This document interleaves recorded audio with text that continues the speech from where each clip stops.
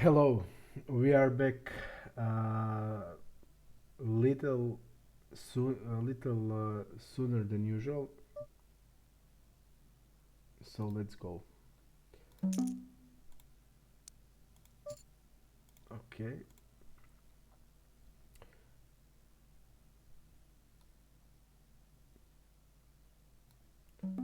Check here on Deuce 3-5.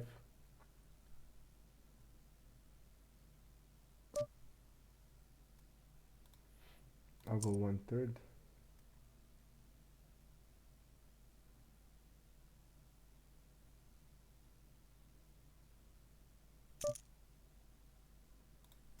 Falling to raise. Queen 7 fold to Deuce 3. I'm just gonna check it out. Check out the guys that I don't have sample on. Smart 7, Pokerstars. Okay, he's a rig. And this guy J1989. He's also reg.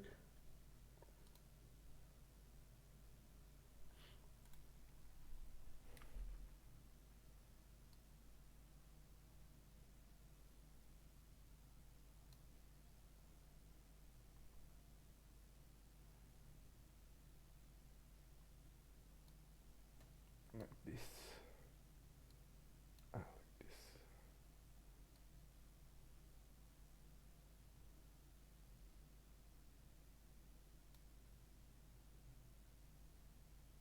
I think it's okay now.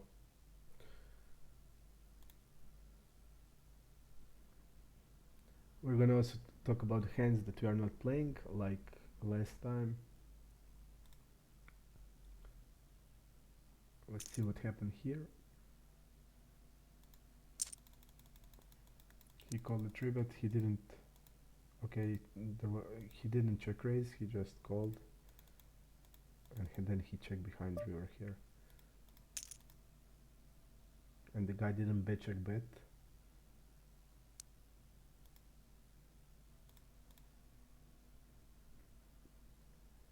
I don't understand this check on the river. He's gonna have a lot of draws, and he wants to bluff on this runout a lot, and now he's not betting. He's not betting full house. Pretty significant to see something like this. Well, let's go here. Button versus early, 6%, and now it's a fold. I would call this combo.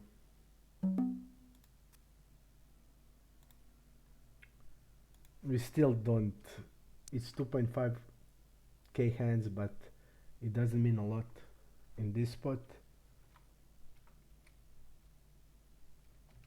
So we don't exactly can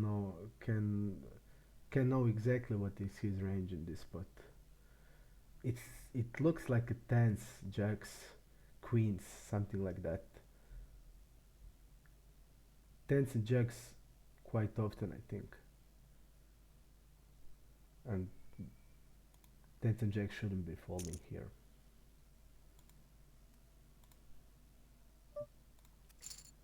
Okay, Royden. I'm gonna check this. So Royden Rock guy. Royden Rock is a fish. Okay. Jack 3. I'm gonna open.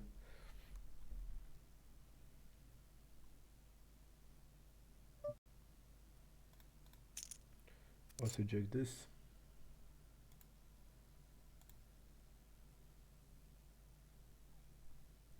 Sixes.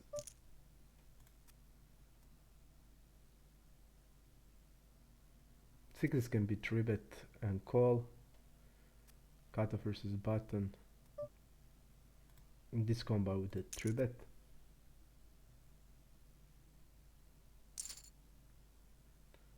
Nine, 10, 3 connected. I tend to use bigger size in this on this type of the boards. I'm gonna check behind sixes. Let's see, he's stabbing. He doesn't stab a lot. The stab turn against a hero. We see it's value heavy. Let's see his general. And this size, when he bet like this, it's also really strange. Because we're gonna check here also some good hands. So this size is strange. Does he bet with this size hands like Jack 10?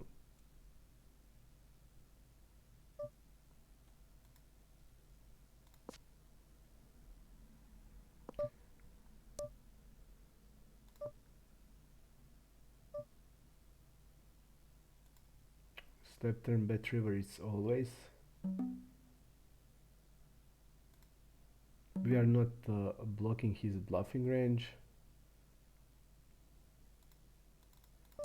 Turn force into bluff. I'm gonna call this just because he used that big size and he represents flush, and against a range that is flush, or against a range that is only a flush, our sixes are good bluff catcher. Against that type of the range, it would be suck. It would suck if this guy bets like King 9, Jack 10 on the river, but he doesn't use that size, so he polarized himself. I could see that from the stats, and when he's polarizing himself, he's gonna at least have. We don't block hands like Queen Jack. We don't block hands like King Jack, King Queen with the clubs, so we don't block that, and. When he is polarizing himself, the value of our bluff catcher is way better. If he bet like half the pot, it's harder to call that, just based that he can bet a lot of hands like 10x there. But when he used that big size, also on the turn, I don't think even on the turn, this is not like Jack 10. So he is polarizing himself, and then our bluff catcher is easy. It's easier to bluff catch because. He calls like 40% of range, calling or 3-betting. So when you exclude what he 3-bets, he will have around 50 combos of suited hands. So when you took out blocker effect and the hand that he 3-bets, if he reps only flush, it's really good to bluff catch then, because he will have a lot of draws that have one club in it, and in that spot it's easier to bluff catch. Jolius, hello.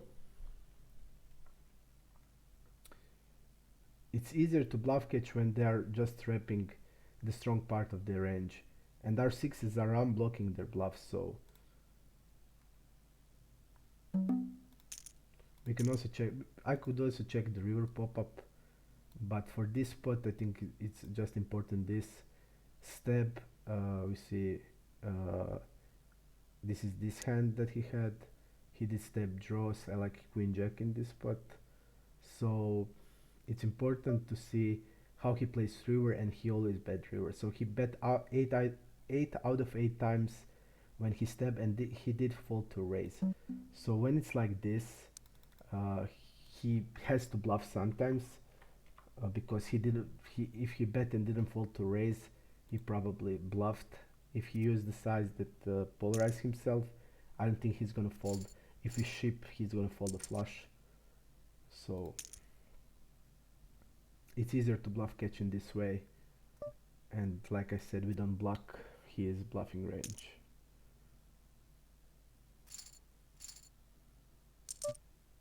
Ace deuce fold. 377. Our 4-bet range has even ace jack off, like 1/3 of ace jack, part of king queen off, a lot of ace queen off, a lot of hands like king 10 suited, and so we just can't bet all range in this spot, so we're going to check sometimes. So it's not big a deal. I will check now aces.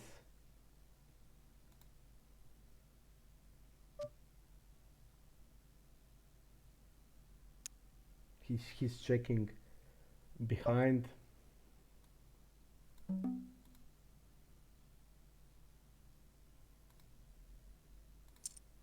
I'll go with 1/3 now.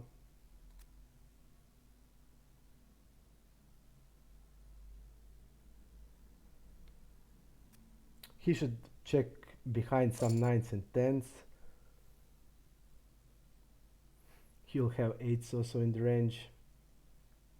So he should be checking some of them, but people generally don't do it that much. I'll not jam.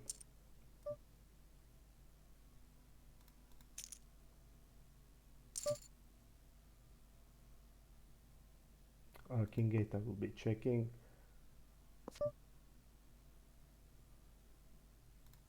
One third here.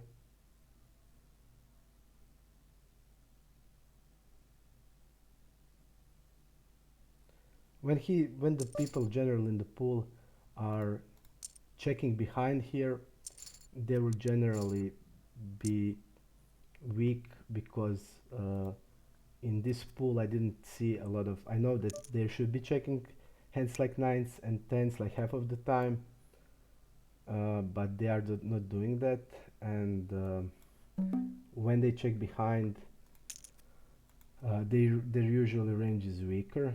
We don't block hearts.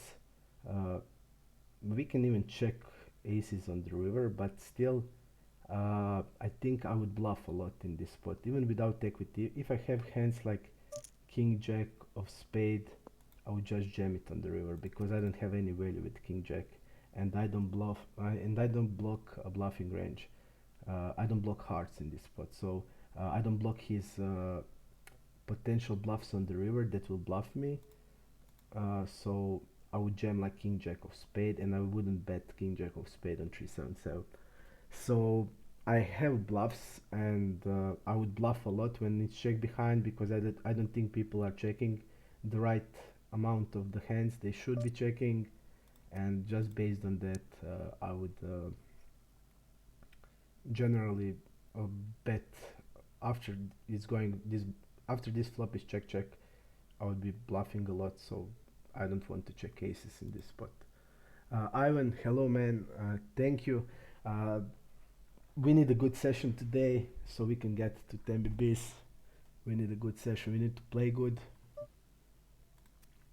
Last three streams were really fun. We have really a lot of tough spots. We were discussing it in PO, make analysis, but it was pretty tough spots. And when there are tough spots, you will always learn something new, something that will help you generally in future. So I looked forward. Maybe we'll today learn also something new. We had really specific spots because we were deep against really wide range, even from earlier middle position in 3-bet pots, and I didn't generally I didn't use to this type of spots that we were in. We were like 300 blinds deep against a guy that calls king 10 off to a 3-bet from UTG. So spots like that happened, and some hands I didn't know exactly what to do, and from things like that you learn. So we'll also talk about hands that you are not playing, and try to speak about that hands also. Let's see what happened here. I play with this guy only on MTT, so I didn't play against him cash, so I don't know how he plays cash. He is playing really good MTTs, and that's why I label him, but in cash game I just don't know how he plays. So don't take this label for granted because I don't know how he plays cash. calling here.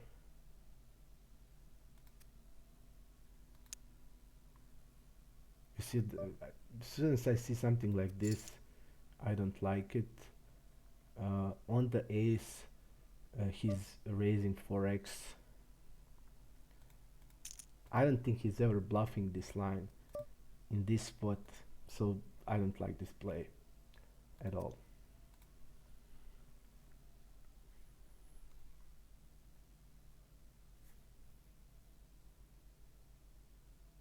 Fold here.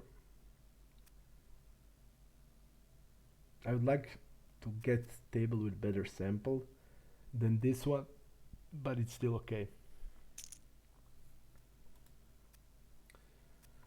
Queen 5, fold.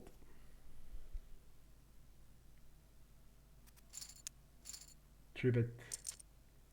Big blind versus button. Let's see his range just to know. His range looks normal, 15%, but we don't know, is it linear or is it a little bit polarized. 4 bet here, fold. Okay, ace jack open.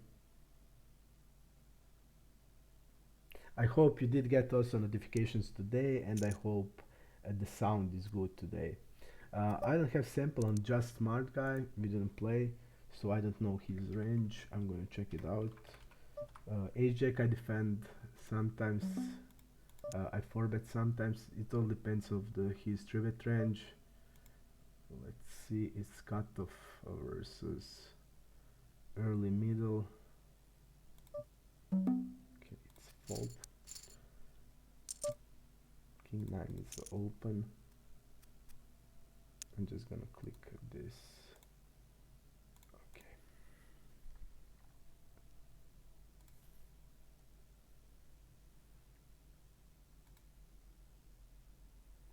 And guys, calling, we see that this is 3-bet range of 9% and 5% of calls.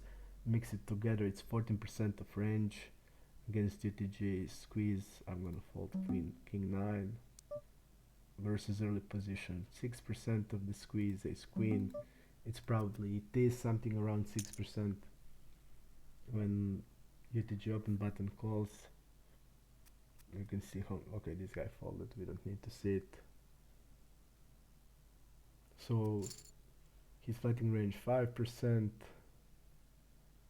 We see mostly pocket pairs, probably shaded connectors and broadways. It should be around 4%. Mixing some hands, mixed strategy between hands. But we see that he's calling also from other positions, so, and he calls, it should be only calling on the button in position, and that's it. But he calls middle position cutoff, so he plays that strategy that includes calling, and it's harder strategy to play, and you will be capped if you play that strategy. That's why I don't like it, but a lot of people use it. I think it's every strategy that you are kept in some part of it, it isn't good, because poker always appreciate aggressiveness and punish passiveness. And if you have call range, middle position versus early position, you will never be uncapped, and on a lot of boards you will be capped. And that's the reason why I don't like that strategy, and I think you should be only having a call range on button and on big blind. Every other position should be 3-bet or fold. It's much better strategy, and I think it has a much higher EV, just because you need to also balance if in that spot, if you're doing it, if you have a call range, for example, in middle position, you need to balance it. You need to take into consideration blinds, stuff like that, and it's not greatest. 8, 9. fold. Okay, ace 10 3 bet.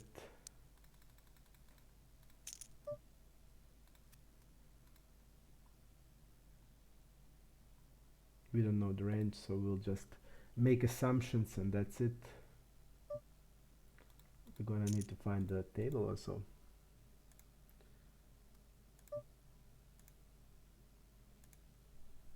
The good news is that there is a lot of tables, so it won't be problematic.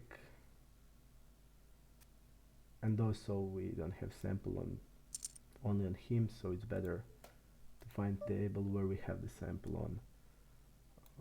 Okay.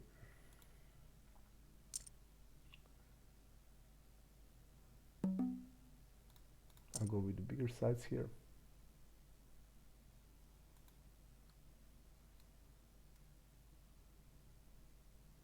You see, for example, this guy, you see he's calling 30%, he's 3-betting around 15, so it would be like 45% of the range, and it's actually not, because if we see hands like 7-9 off and Jack 8 off against 3x, calling big blind versus button against the 3x, then he probably has 55% of the range 3-betting or calling mix it together, so he'll probably have a lot of wider range than the numbers suggest. This guy also it seems 50%, but we don't know. Important here would be know if he is calling queen 10 off in these positions. That would be also really important for this spot. Our fives are definitely candidate for betting. In these positions he needs to have also his queen. In a calling range this guy will probably call it, not 3-bet it, big blind versus early. I'm gonna bet, not gonna overbet, I'm just gonna bet 5s again. Has that call here, he has ace jack off in the range, it's calling queen jack off, king queen, king 10, hands like suited 9-10s. He's not folding turn, and he's gonna call always ace jack here. He's gonna call again jack X's here, but queen jack I don't think it's that good of the bluff catcher if you're not using polarized range on the river, so I'm gonna use this size.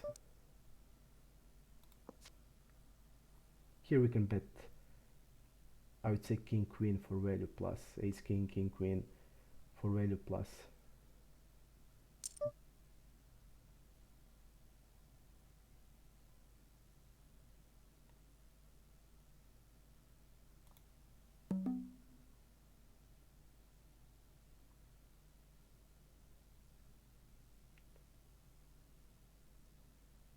I'm gonna fold 6-7 against this bigger size. I'm gonna have a lot of hands that contain a spade, and I don't think I need to defend it. Calling for 6. He should be having low c-bet here on this board, because he probably know how we play that our range contains a lot of, we have like 75% range, we have 5-7 off in the range, so a lot of 7x's, and he needs to check a lot, check raise against us a lot. I'm using a small size here. I think it's really good to use small size in this spot. A really good turn for us, real bad turn for him. Here we can go for a normal size, we can go for a check, for an overbet size. He's falling a lot on overbets, but still this turn is really good for us, because we have 6-9 off and he doesn't have it. We have 6-4 off, so I feel we need to overbet this turn, because it just hits us so good, and it's really bad for him. He's gonna call on this board like ace highs, and I think like 8s, 9s, 10s he would check raise probably, and when he calls again it can be hand like ace 7, hand like 7 with pair plus draw hands, and he doesn't have off a lot of those hands. He doesn't have 5-6 off or 6-7 off or stuff like that, so I would say He turned the flush draw with like ace 9 of spade, ace 10 of spade type of hands, or or he has like 7x. I'm gonna jam.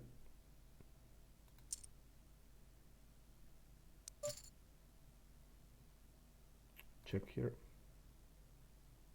It's just good, so good run up for us, and we have a lot of bluffs. So I'm just gonna jam and put pressure because the turn is so good for us. There's a hands that he's gonna fold on the river that like ace of spade hands. So if I'm bluffing, I'm just gonna go all in. 16% 5x. It's half 3-bet against UTG, but this is ISO, so I'm not gonna do it. On the river, I'll go with 1/3.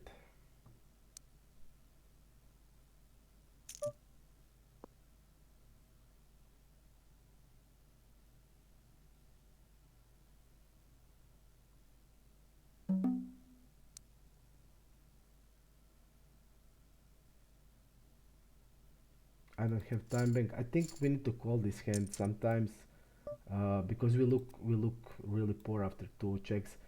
I didn't have time to check the guy out. I mean, he can jam here 4s and 5s as a bluff, uh, but like I said, I don't know the guy. I should check this, his raise versus bet, to see, but we don't have sample, and he seems passive. But this line doesn't have a lot of sense, and we look really poor against 2 checks because we should be betting a lot on this board. Ace deuce 3, and I didn't bet, and again I checked the turn, so we look really poor in this spot. So I feel like ace 10 should be calling. His bluffs, I mean, you can say you never see bluffs, but I saw that people will do something like that against me.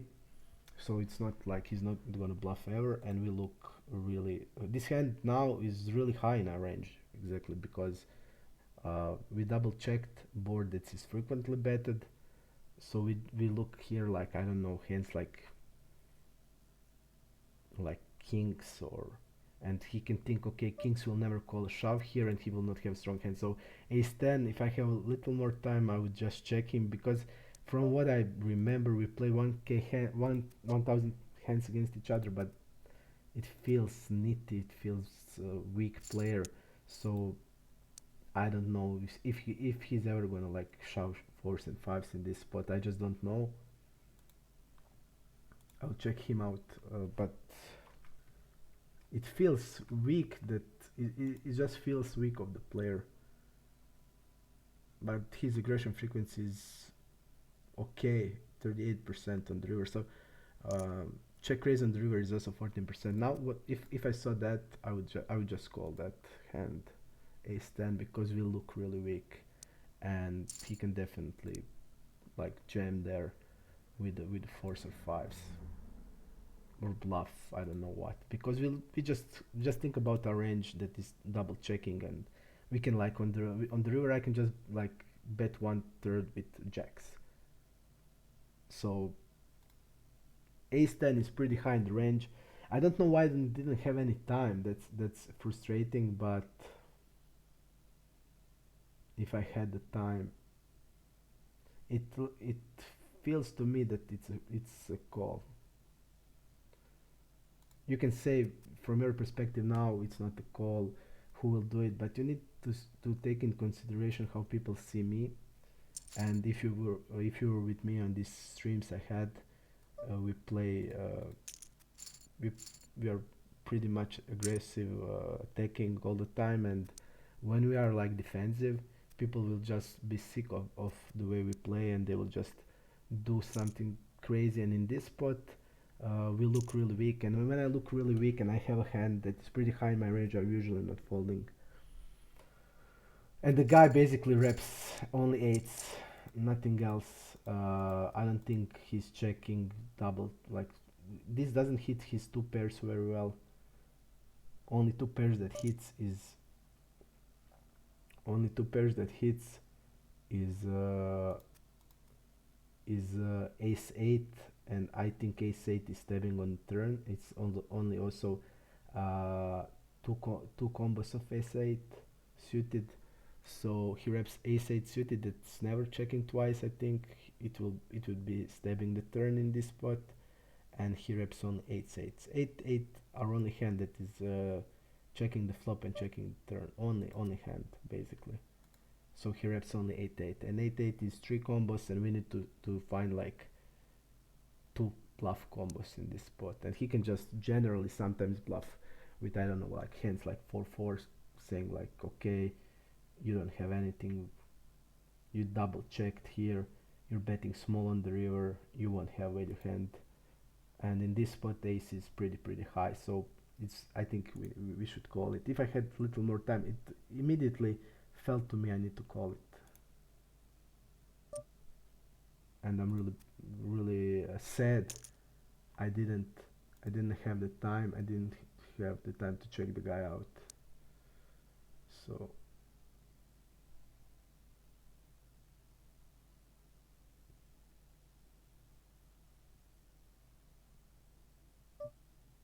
and the guy will leave now.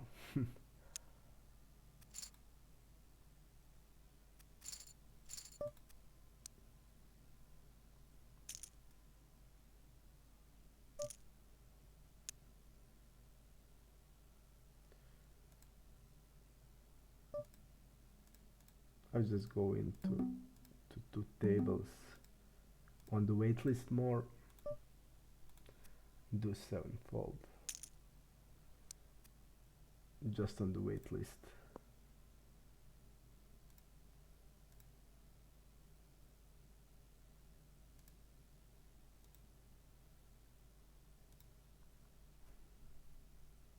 There are few good tables, but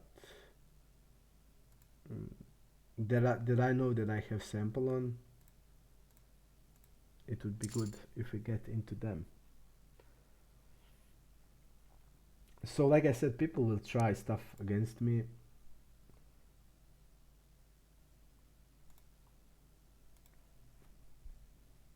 So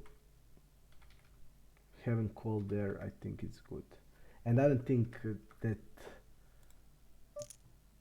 a lot of people, when they have 8 8s, are going to just shove there. I just don't see it happening that much.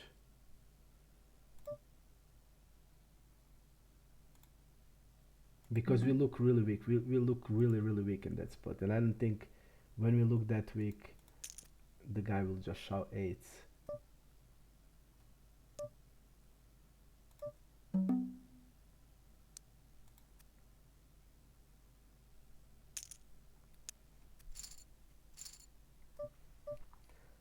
Opening this, 3-betting here. Let's go to see his range. 3 max. It will be higher calling, maybe even like 27%. That looks reasonable in a true way, because we are only 3 max now.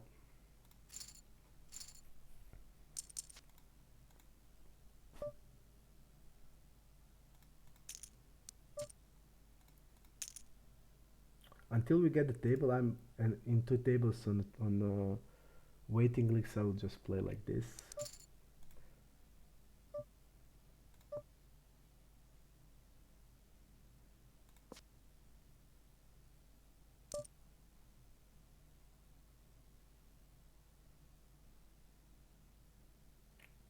I'm gonna check call.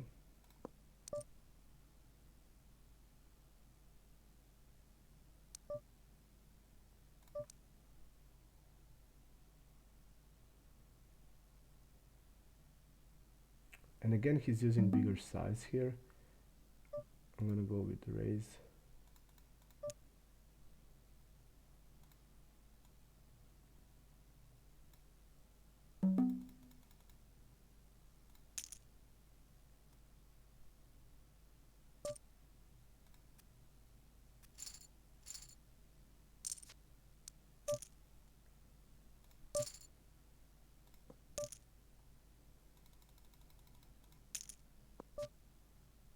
checking here.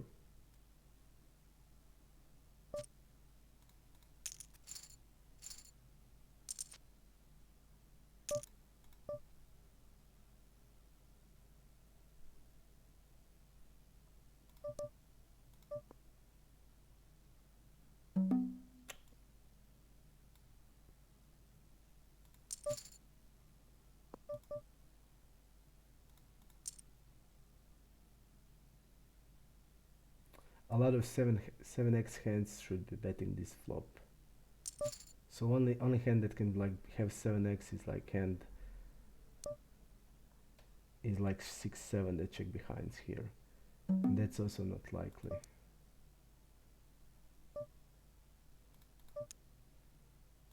I'm gonna go with an overbet here.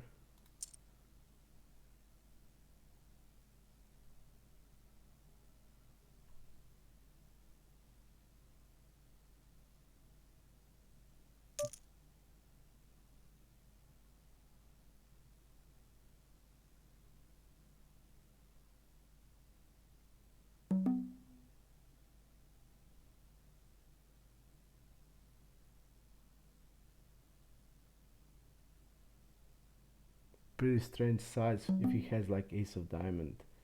Does he like have a hand like queen 8 with the queen of diamonds and see me like pretty strange hand. Pretty strange size, I don't understand the size here.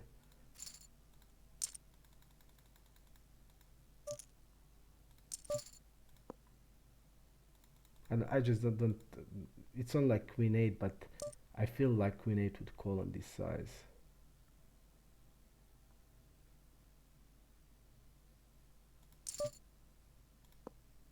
Pretty strange.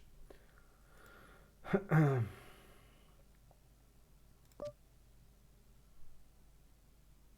I just can't add. I'll go with the big orbit here.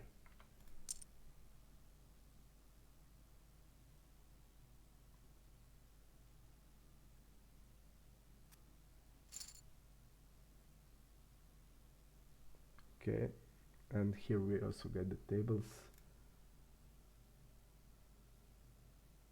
I have one pretty okay table, so I'm gonna put it 8-9 calling. Okay,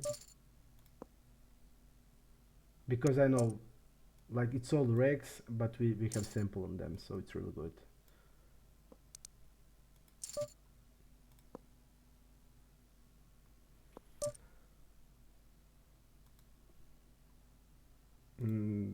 Nine of spades, really bad card, and it's not called to a double barrel. 7-10 folding, opening. So okay, 6-8 is a fold. Nines will be 3-bet. Opening, okay. King 6 fold. I'm gonna leave this one, enter this one.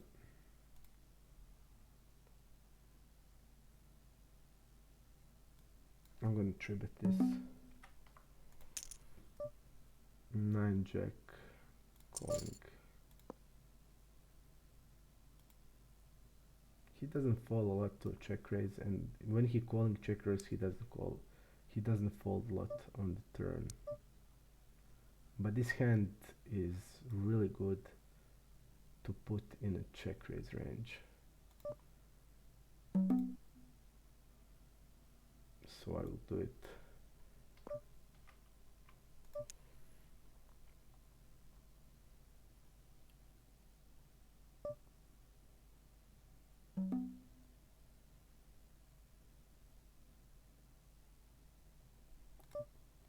I'll check behind once more. We still have some jack X hands that will check behind this board, like queen jack. We have nines, so I'll go like this. I'll just give up now because I don't think I'm repping that much. Okay, guy has 6-7. Still, we need to. This hands needs to be bet somewhere. I didn't want to rep eights because if I'm betting the turn, I still feel we rep like this more. If we bet the turn, we are repping eights, and nine if I'm betting the turn 1/3. So maybe I should bet turn 1/3, but still, this hand the problem is you don't want to bet turn and bluff river with this. You need to bluff it one street only. It's one street bluff. Okay, checking there.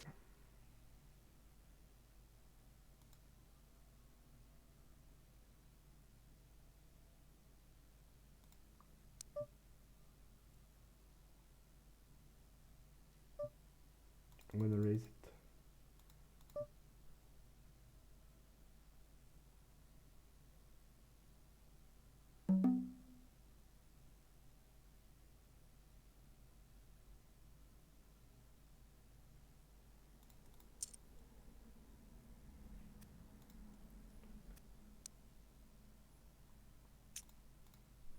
I'll just try to see.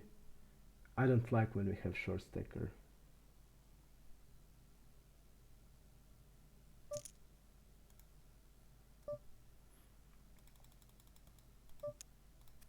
Five seven fold. 70%.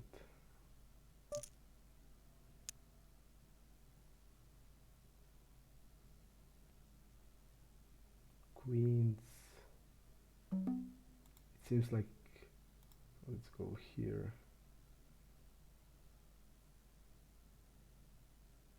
All his hands are premium hands. Jack 9 is sometimes a call, sometimes a fold of a 4-bet. In this position, I'm gonna call it. But I don't like what I'm seeing because, okay, we see that he is like 4% 4-betting, but I don't see his bluffs so. And for example, here he should be betting most of the range on queen deuce 6. So I don't understand the check. Even hands like 9 stands, if he's 4-betting 9 stands, needs to be betting there because he should be having ace queen and king queen. So I don't like to bluff in this line when the guy is checking something that he should be frequently betting. Okay, I'm gonna go with the donk 1/3.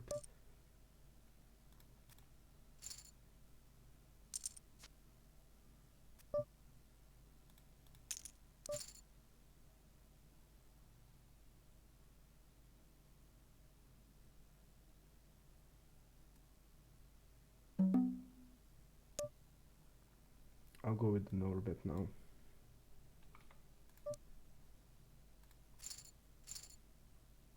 Four or 5 is connected with our bluffs, so I feel this is a really okay play. And we will have floats that doesn't have anything, and if we are repping, we need to rep hand like 3x and straight, so I like the most this play.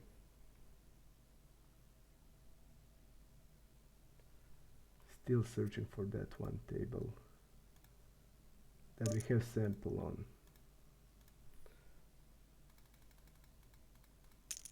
We did get called by the ace king. Button versus small blind, 22%. But it's all hands that are always calling a 3-bet, so it can be like 19%. Jack 10 off is a fold.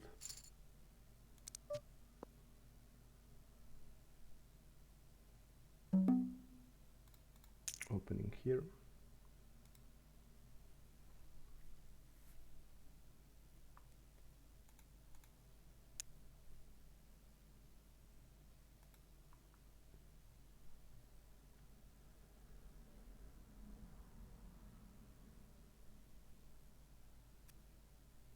I had pretty nice table. It's all regs, so we have sample. I'm gonna use this one, accept, and I'm gonna leave this one. Here also all are regs, that's also good.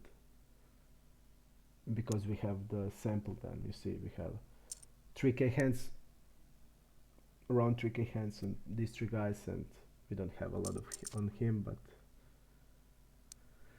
I still prefer this over having play with the short stackers. So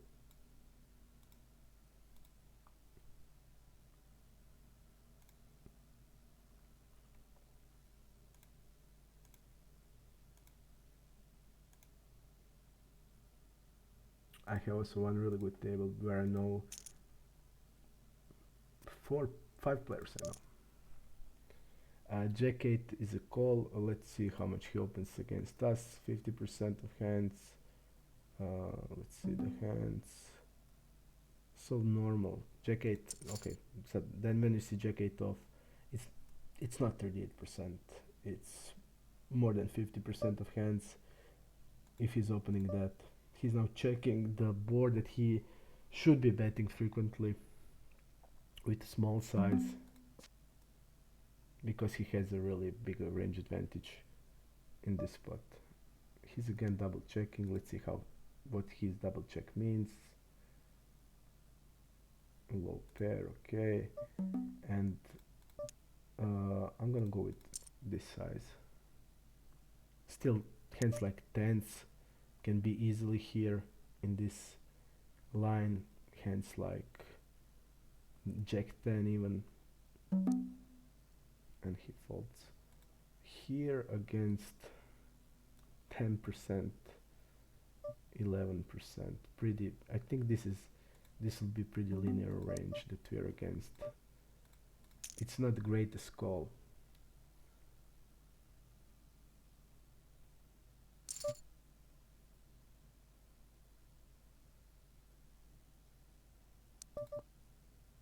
Against 1/4, even less than that for 5-star call. And I would say when you see this range, you're not afraid that much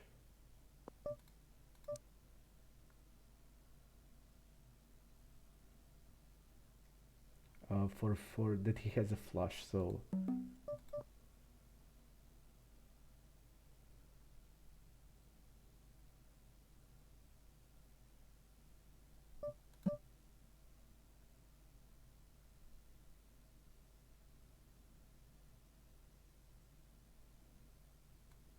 I'm gonna jam it.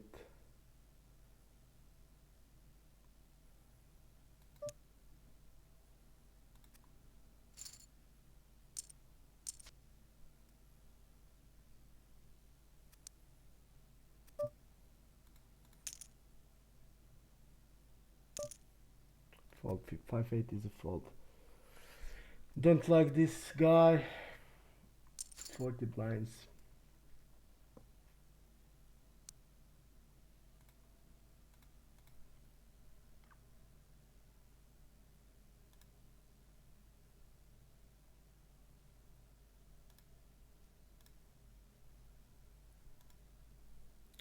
Seven ten fold.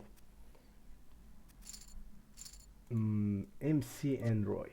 MC and Roy. Let's see him. MC and Roy 24. A6 is a fold. Okay, this guy's a fish.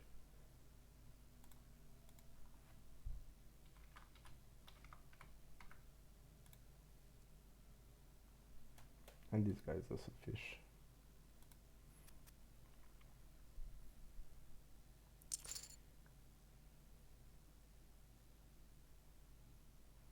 I just want to see his overbet strategy. So this guy uses overbet strategy. It's important to know that and take it into always into account. He did even overbet here nines in this spot, almost 2x, which is not correct on that board structure. So he probably doesn't know what he's doing with the overbets. Here Queen 5 is good overbet. a river bet. After overbet he did bluff, but we see that he did bluff with normal size, and when he had set he just jammed.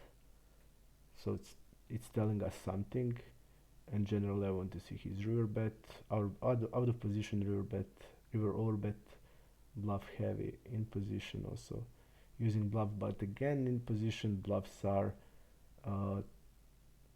from 0.8 to 1, so not going over a pot. And here let's see what he did bluff, what kind of hand was that. Okay, he called the check raise with queen jack there, which is bad. Then he called a turn without nothing, and then he don't jam the river.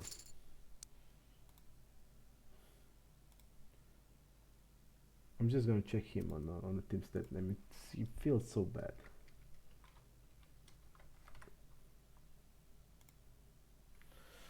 And he's winning 7.4 big blinds, so pretty strange. But he's pretty not aggressive on river generally. His aggression frequency on river is only 24%. So I don't know what happened in those spots. I want to see his river bet pop up to see. It seems like he is mixing the bluffs. Here is ace queen with a pot on the river, and he used it with bet check bet line, which doesn't have sense. So the guy I don't think is good, because in this spot you see ace queen, he 3-bet, bet the flop, 6 on the turn goes check check, and he's now betting the pot on the river, and he reps on the river polarized range that checked, and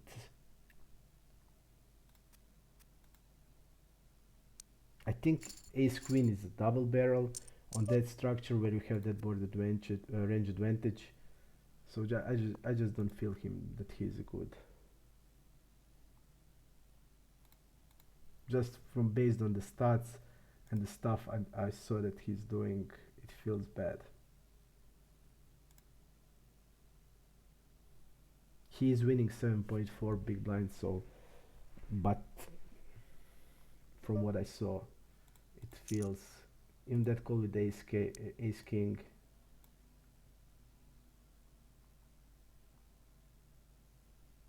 let's see this, against 8% fold. Queen 9 is we can call, because it's only 3x raise. Okay, so this guy called 3-bet, which, and the guy checked here, check behind with tens, which is clear, and eights are bet on the river with like small size probably. I just don't understand how they play like this. Tens needs value, they need protection, they need everything. Eights on the river are checking. What's you gonna do with the hands that you floated? If it's like what you're gonna do with Jack 10 of hearts? You're gonna check Jack 10 of hearts and you're checking eights. So it doesn't have sense. What is your betting range on the river then? Full houses that you have threes and fives, and that's it. Maybe fives you're even folding because it's multi-way bet. So you have only threes and 7x. That is really like 4 combos you have, and maybe even you fold that. I don't see how can you check eights in the range that is check behinding here, so I just don't understand it.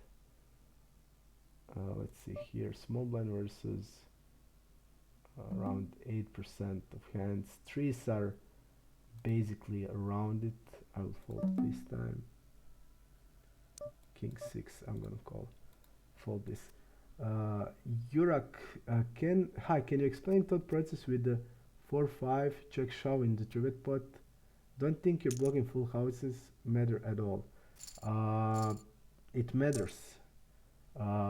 it's not depending that I block full houses, but my bluffs needs to include, because I'm wrapping a full house, and the logic that is in GTO, whenever you uh, so whenever your value hands contains that cards, also your bluffs should be contain that card. So the best bluff I can have there is 4-5.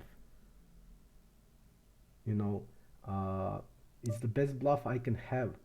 Uh, and guy bet check bet there, so uh, he can have some queen x's, but I'm just gonna call here. I'm just gonna explain after this hand because it's interesting here. He should be betting bigger with part of the range and smaller. I'm not gonna overbet here. I'm gonna use half size, like, but what do I bet here? Like king 9, no. So I need to use bigger size because king 9 has to be checked. So I'm racking 2 pairs. So, and I'm gonna, if I'm wrapping a 2 pair, I will use a bigger size. Okay, let's answer. Don't think you're blocking full house matter at all. I don't agree. I think it has. It's not matter that I block his range in this spot because it doesn't matter because he doesn't have that hands in the range. But the problem is when you look my range, how it looks like. Fours and fives are pretty much my value range. Fours and fives. So based on that logic, my bluffs should be also, because there is not many natural bluffs there. Okay, there was a like hand like ace queen with a spade, like ace of spade. Okay, so I didn't have ace, it was queen queen, so I don't no ace of queen, but ace jack. But you need to know ace jack is always 4-betting some of the time, so I don't have many combos of ace jack off. I have like half of them. So sometimes a call, sometimes a 3-bet. So I don't have many ace jack off, and you need to know some ace jack off will also check raise here. So when just you think about my combos, okay, so we call there against small size, against this small of the size. So we definitely, the hands that we're always gonna have are fives. So when you think about our bluffs, I want to have a bluff that has a 5 because I will always have 5s in this spot. So I want to bluff with the 5 because my value range are always, 5s are always in the 4s will be sometimes also check raise on the flop. So 5s are always.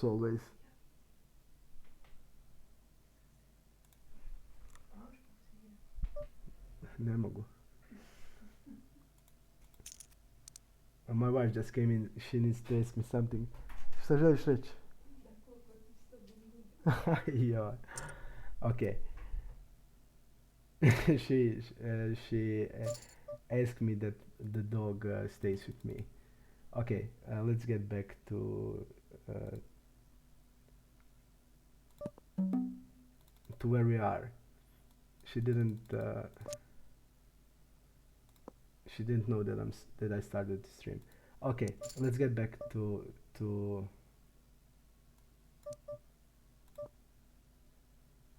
now I just lost my thought. I will get back to it. This guy don't rep much when he checked this flop and step turn. I'm gonna go with 1/3 size here. McEnroy, he's a fish, just let me check. Okay, it's not necessary. Let me get back to what I was trying to say. Okay, so my value range starts here with 4s and 5s. 4s will be sometimes check raise, but not often. But even against this size, okay, I'm gonna have some check raises with the 4s. So basically my value range is always 5s. They're always in my value range.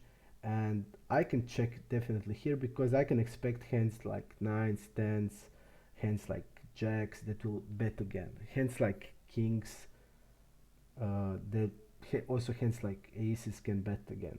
So I would check here. If I think the guy will check a lot of those type of hands, I can just check there. And my value range is mostly like 5s. 5s are always there. So I feel like my bluffs needs to contain that 5. And I don't see a better candidate than 4-5. And also you need to take into consideration that my bluffs, like generally against him, 11%, like ace-10 off is never calling. King-jack off is never calling, so I don't have any natural bluffs here.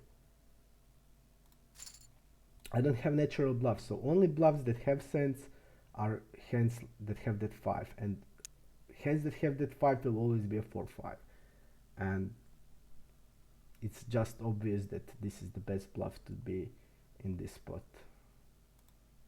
I hope I did explain it good, because my wife deconcentrated me and I lost my thought. And now I need to go to the bathroom, so I'll just go quickly to bathroom and we'll continue. And I'm glad that you're asking questions, so just ask a question in every spot you want. I will try my best to answer it, and then also you can tell me if you're satisfied with the answer or you think that needs to be explained further or not. So quickly I go to a bathroom and then we continue.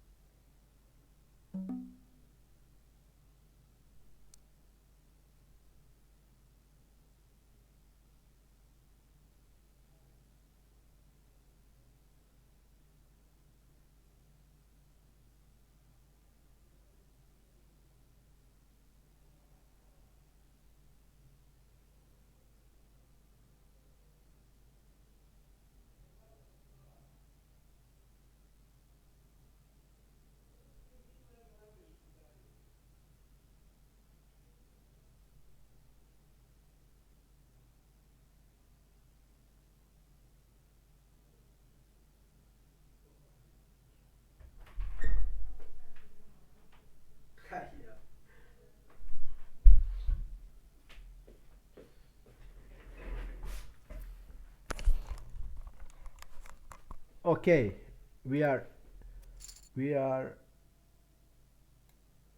just in time. That's good. Jabach is free. Let's see if there are familiar faces where we know. I don't think we can go there anymore. Okay.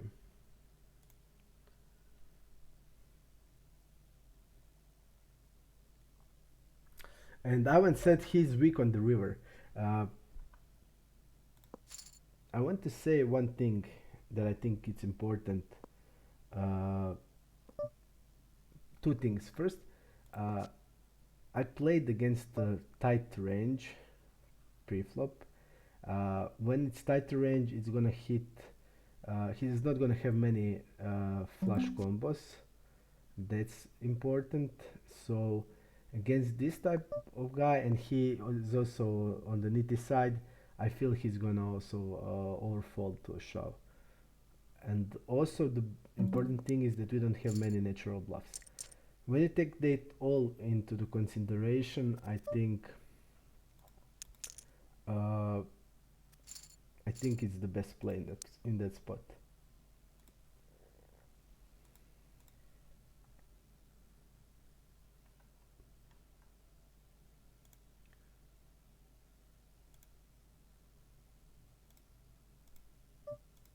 Okay, I found one more table.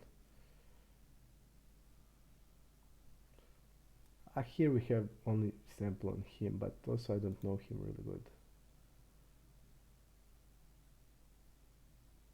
Okay, I have one read on him. We will leave this table. Okay, but I'm then moved. Okay, great. We just got here, so we can leave here.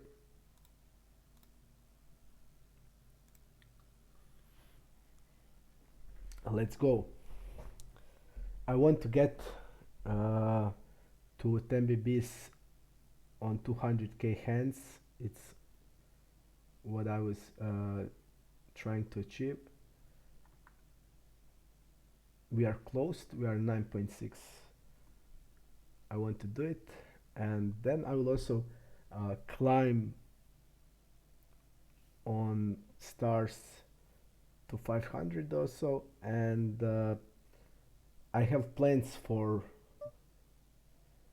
Sunday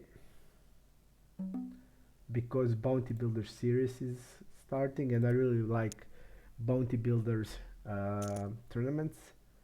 So I think I'm gonna play all series, and I can stream if you want. It's lasting 2 weeks. I can stream MTTs, and when I drop out of it, then I can play a little bit of cash. So that's my plan.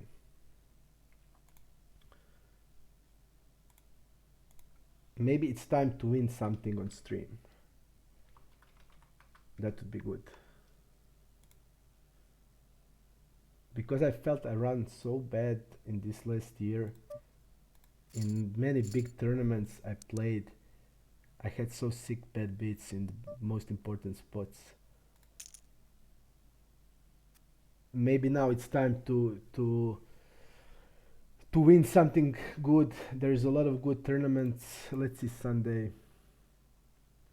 Sunday we have 1 million. Sunday million. We have few of bounty builders from $200 buying, 530 buying. So really good tournaments. I can play it and stream it. You will then see how cash player plays MTTs. Even I started last year to play MTTs. Fold there. Bigger size with King 10 definitely. Gut shot, plugging King Jack. We are using big size. McEnroy, I want to see generally his check raise stats. 6 is not that good now. I don't like to overbet on this 6. McEnroy is a big fish. Okay, I will not now overbet because now my overpairs. He has 7-8 off in the range, definitely always. So I won't overbet now. I'm just gonna bet it with the bigger size.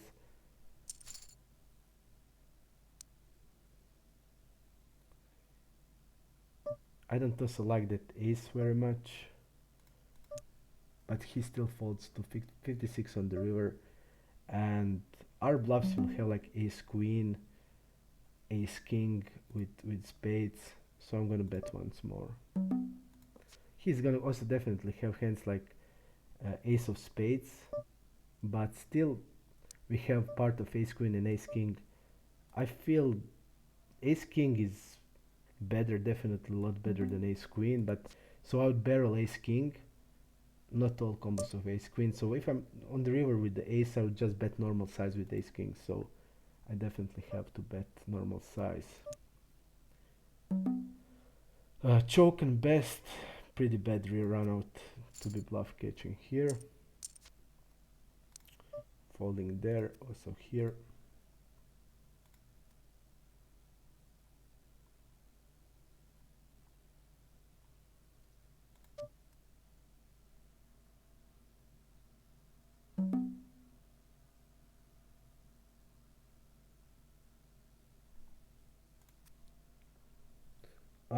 Uraks, ace 10 and king 10 as a bluff. Ace 10 x. Ace 10 of what? We don't have ace 10 off in the range because the guy 3-bets 11%. We don't even have all of ace jacks. I would have like maybe half of the ace jacks there. So solve it and put our range like it is.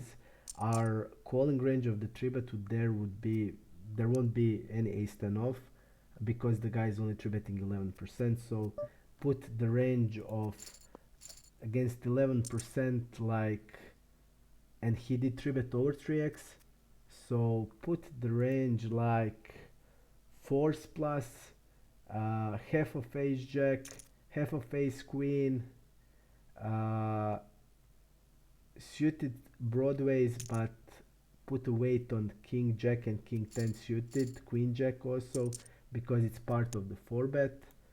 Put a weight on ace 5, and then if ace 5 suited. So we have suited aces and we have like suited connectors, half of it probably against that, more than 3x, and also 11%. Put that hands and you see that we don't have king 10 off, we don't have ace 10 off, so we don't have that bluffs. Like I said, when I was talking about the range, I don't see bluffs except as ace jack, and ace jack will also sometimes bet river, and ace jack will also sometimes check raise flop. So when you put that all in together, I think it's obvious we need to bluff with the 5, and 4-5 for me it's the best, because it's not important to block in that spot, because our range are not that connected that we can block anything there, because his range is pretty linear, and my range there is also not that wide, so definitely it's not important to block a full house, just based on the logic of the logic of our uh, range versus range interaction, because if our value range contains mostly out of that hands, it should contain also bluff. It's same spot. I will explain a little bit later, just to finish this type of hands and to see. I will also explain why is that logic I use. Okay, we have now, we don't need to leave the table. I will explain it like this. Look, when you're 3-betting, for example, pattern versus cutoff, and the board goes like deuce, 5, 8, for example. Your no equity bluffs will be hands like king 10, like jack 10, like queen 10. Hands that blow, and your value range, for example, will have a lot of nines, a lot of tens, a lot of jacks, and that's why we also use that hands for good bluffs. We bluff no equity with hand like 9-10, hand like jack 10, because it blocks his 9s or 10s. And in this spot we don't have, problem is we don't have obvious bluffs, we don't have, because of our tighter preflop range. It's not a normal small blind versus big blind range, because normal small blind versus big blind range contains ace 10 of, but it's because it's against 20% of or 18 plus percent of 3-bet range big blind versus small blind, and it's mostly polarized range. And then ace 10 off against the polarized range is like doing really good, but against merged 11% range, ace 10 is doing like shit. It doesn't win anything. That's the problem.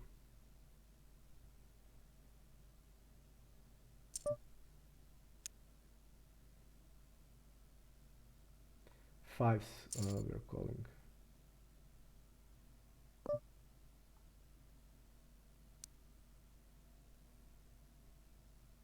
And also one important thing there to take. You need to also not lock not only a flop, you need to not lock the turn strategy. That's also really important, because Pio will bet, Pio can bet there aggressively on the turn that most players won't bet, uh, especially tighter players. So you need to not lock flop and the turn, and we can do it after the stream. I always like to do it. And let's go to multi-way pop-up. Finally, we can see what the multi-way pop-up says. Multi-way range, small blind overcall range, 4% only. Step out of position, step turn from blinds, 0. He used small size, okay, I agree, he can have hands like fours, but that's like only hand that we are beating, and maybe hand like king jack of hearts, and we are still in the sandwich, so I'm gonna fold fives. We are beating fours, but if I saw in the multi pop-up that he's stabbing 50%, then okay, it's a call. But in this spot where we are in the sandwich, I'll just feel better folding it.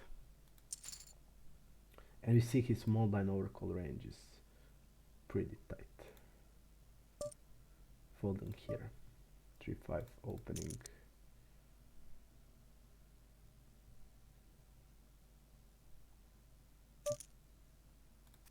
Unfortunately folding. This hand will be 3-bet.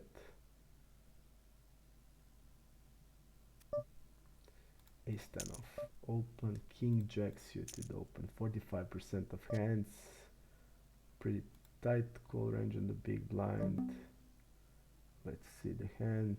So everything that is normal, so he probably has 45%.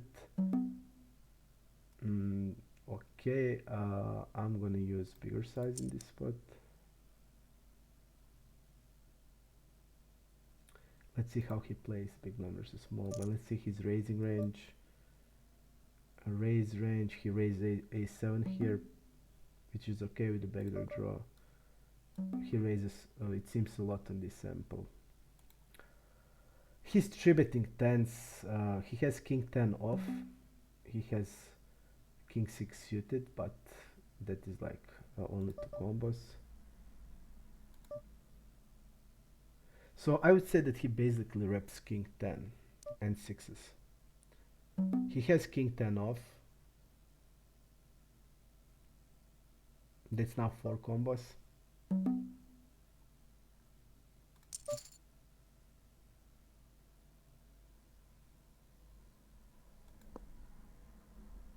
He's really passive. If he bets here, he shouldn't be betting that much. But hence, if he's raising like queen jack, which I don't think he should be raising really often, but if he's betting like queen jack, it should be continuing here. I don't like this. Let's see if we can take parallels here. Check raise 7%, value heavy, check raise and bet. Check raise flop and bet. Don't have I'll fold this. He reps around 10 combos of everything. But the problem is he's so passive, and when that 10 hits, I don't feel like they would play it aggressively now. And also, because that 10 just cuts his value range, value combos. And when the passive guys that even in a check raise out of position has only nuts, I don't think that he's gonna bluff in this line.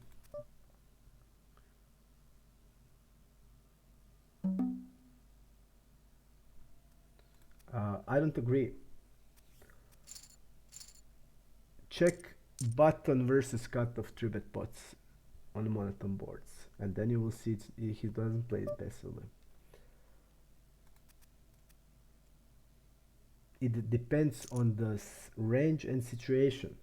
You just can't say Pia play monotone boards passively, where I can give you an example where he bets all his range. So it's not correct sentence, and I don't like when people are saying like that general thing. That's like you said, fish folds on low board when king hits the river. It's the same. It's the same. It's the same sentence in the term of relations between it. So you have various type of fish, like you have various type of ranges that can various type of monotone boards also. So I don't like that type of sentence, and it's not correct, definitely not correct. So it depends of the range structure, it depends of the EV of the ranges, and that's like what is most important. You just can't generalize stuff like that, because you will always get into the spot where you will not learn correctly. So I don't agree with it.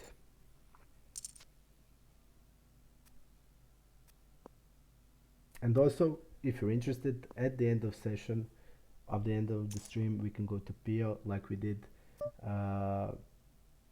day before yesterday, and we can then check there everything. Uh, big blind versus bottom. I'm attributing this.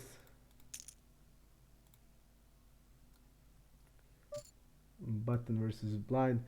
Uh, on this board, it really hits me okay because I have king, jack 9 here. I have queen 9. I have jack 9 suited, so it hits me okay. I'll go with 1/3. This is no equity, but still, it's just a board play, range play, because it hits me really good. Bigger size here. Big blind versus cutoff. We see 48%. I don't know it's this, but we see ace 5 off. If it's like really 45%, then he will have a lot of hands like queen 3 to queen 9 suited, jack 5 suited. So he's gonna have more flushes than he will have in at like 35% of range that should be having three betting or calling big blind versus cutoff. And we saw that he has like ace 5 off hand, so I'm definitely calling here. If he has like that kind of ace off, definitely he's gonna have also ace jack, queen 9.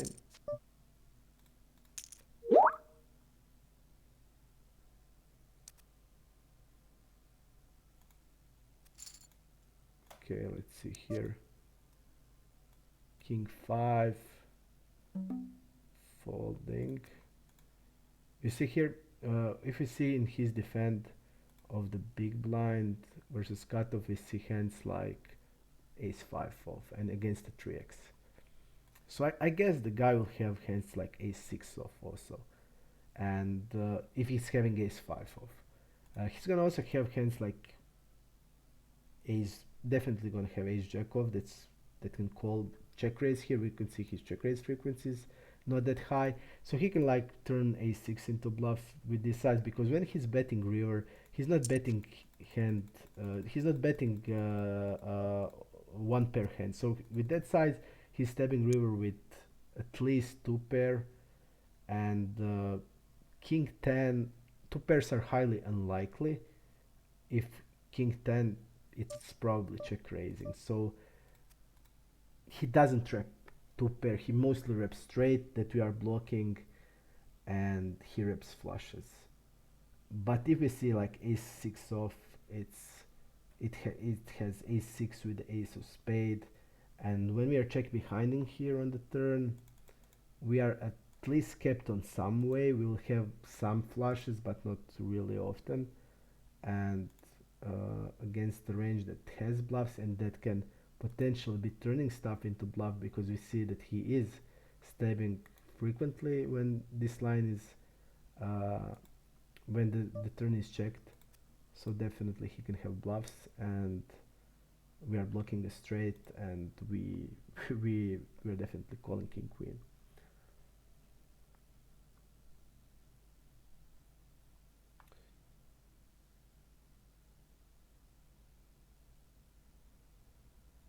Pretty nice hand to have, and the run out is good.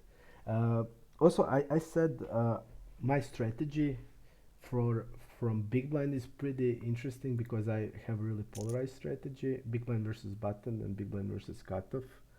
And in that strategy, the boards hits you differently than the linear range. So a lot of differently. For example, my strategy on low boards, it's crazy aggressive. I see bet on many low boards, like even all range, based on my structure of my range. So I will, it's definitely something different, and you need to be aware how the boards hit you. The guy is raising here. The guy is a fish. We are calling king jack. He has 60% of hands, so 50 is calling, 10 is three betting, so 60% of the range. It contains all suited hands. King jack are calling here.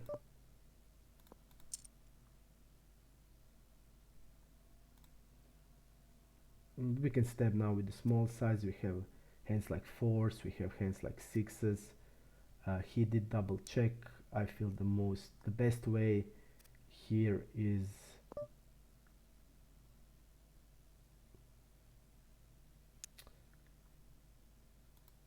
I'm worried a little bit about fours. Eights, I feel. Let's see his delay bet. I think eights needs to be better, and I again lost the time.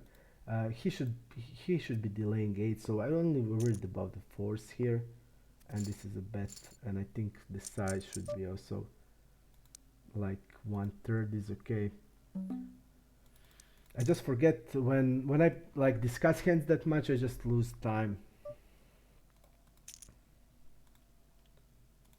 Okay, let's see. I want to see this guy, Larry. 1947. Tecom. Okay.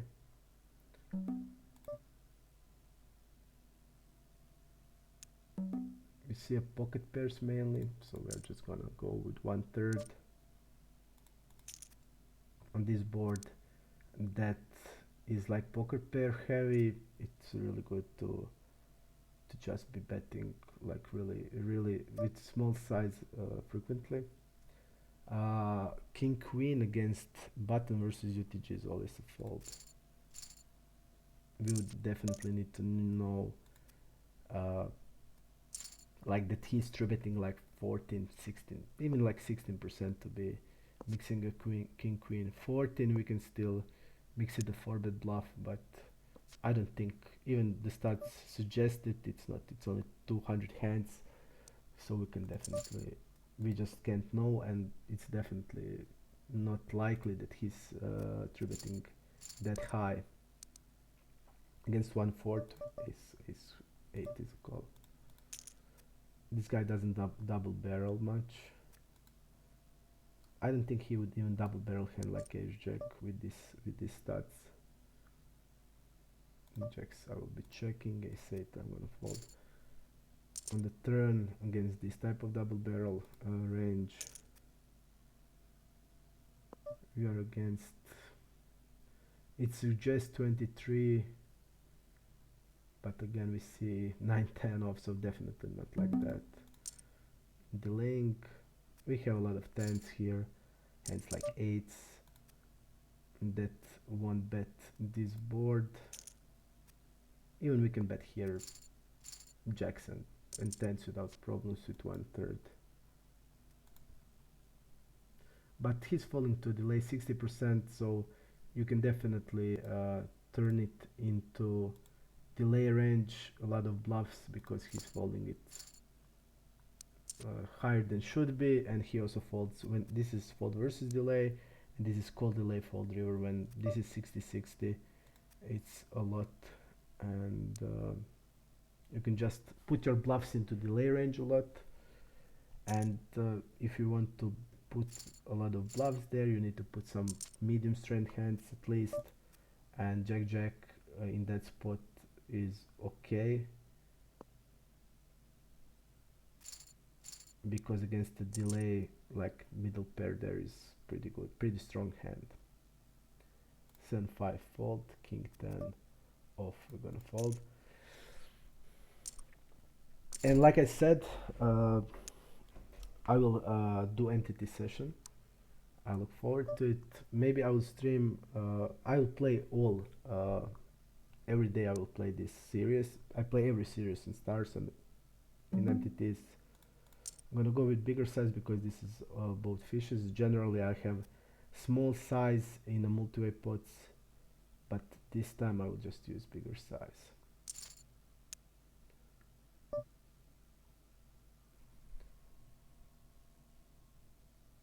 Now depends what he's gonna call here.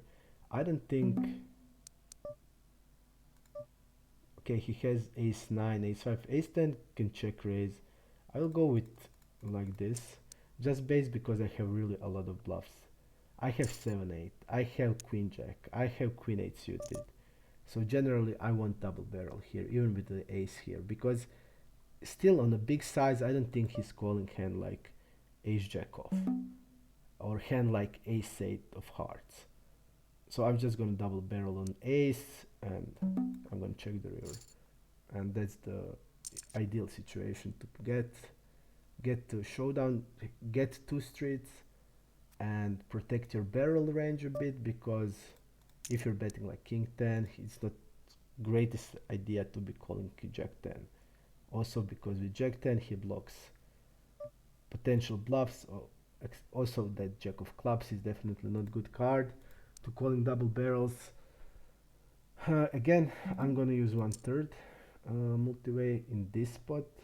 It's pretty we have only one fish and it's pretty dry board. Let's see in the multi-way, do we have information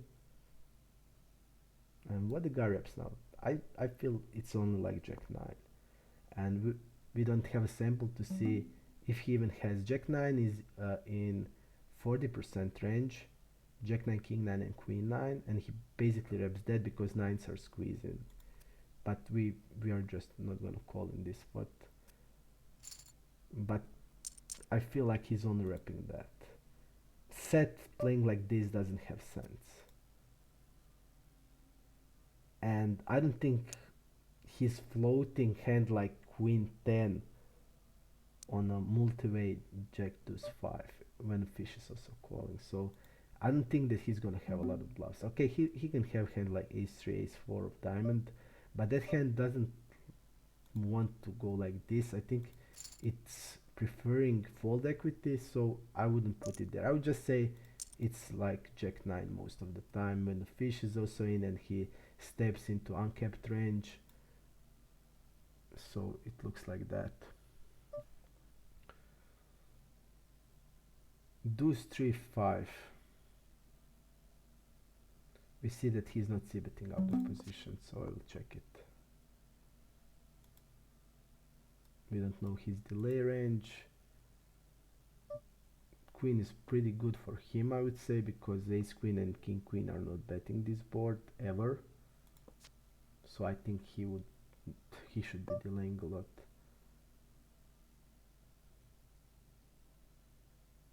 Is this like an ace high? Let's see, but he's really passive. I want to see his river fold really high. I'm going to check this.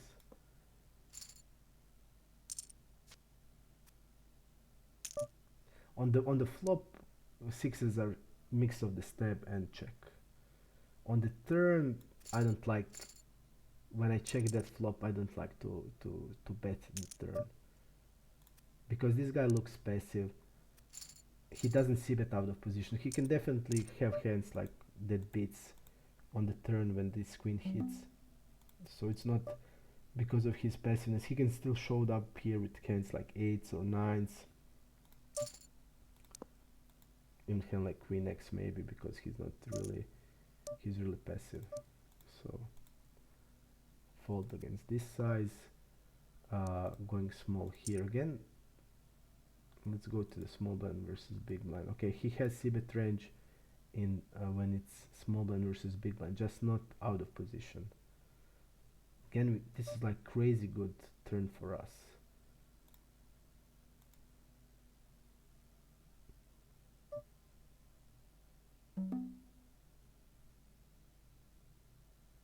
This guy played passive with an overpair with the queens. I'm definitely gonna overbet against him. 10 is pretty good, pretty great for us. So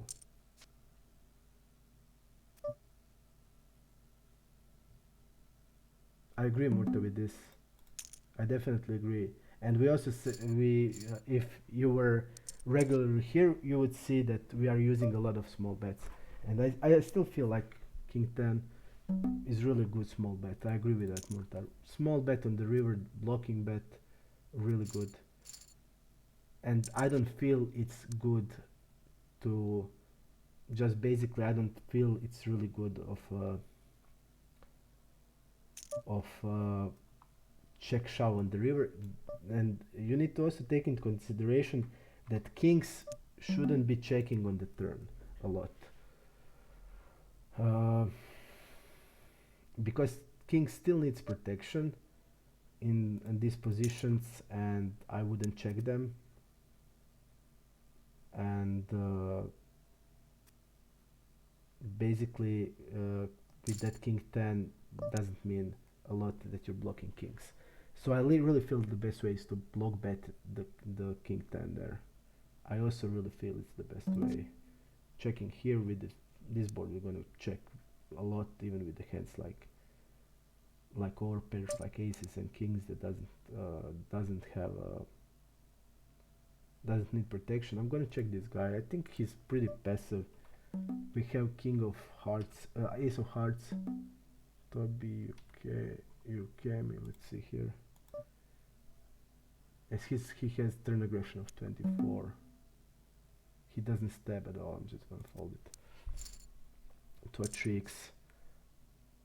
Okay. And also that block bets.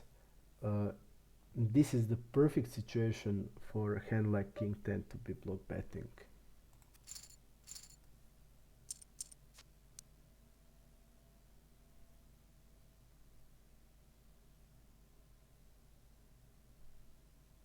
Generally, blocking bets are so useful tool.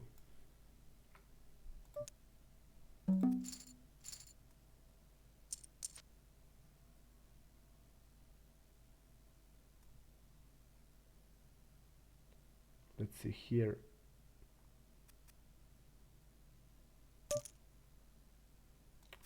I'm gonna fold there. Okay.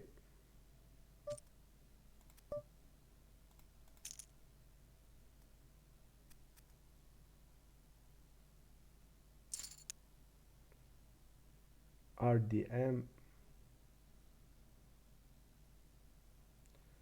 Let's see his range versus cutoff. It seems like a normal range.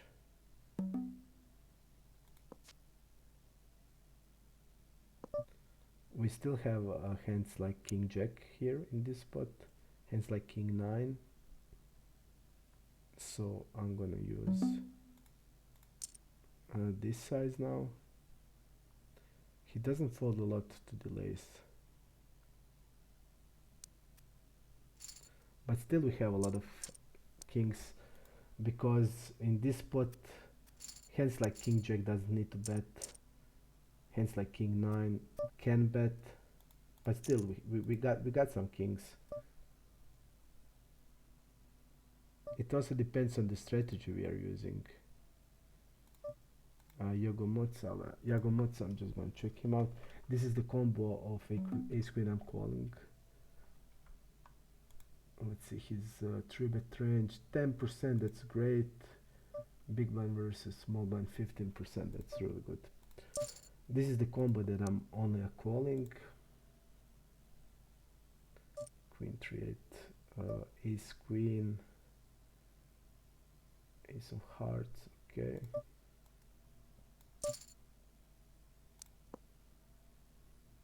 %, is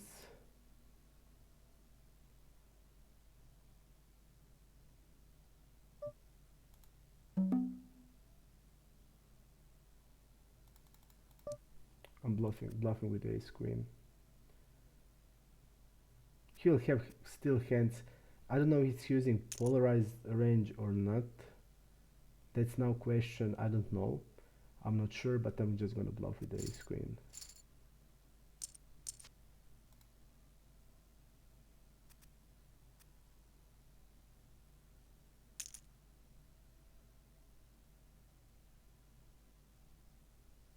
We are basically wrapping king jack here and king queen.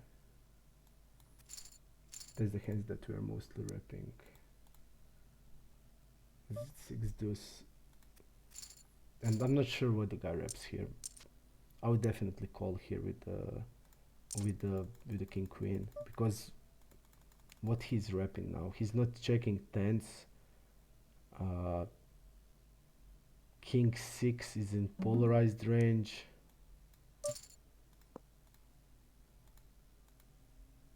And he's not shoving, he's using this side. It feels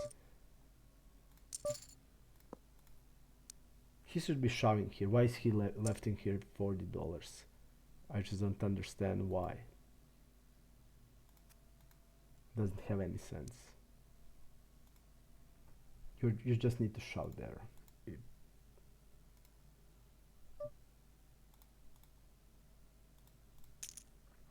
And also his preflop range is some type of concern, because I don't know what type of range he uses. It's 15%, but still I don't know which type of 15% of range.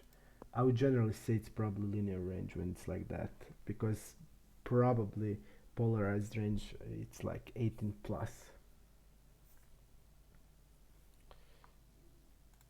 So that's significant to know in that spot. But ace queen still, I mean, I can check it, but if I'm against the polarized range, definitely I'm checking it.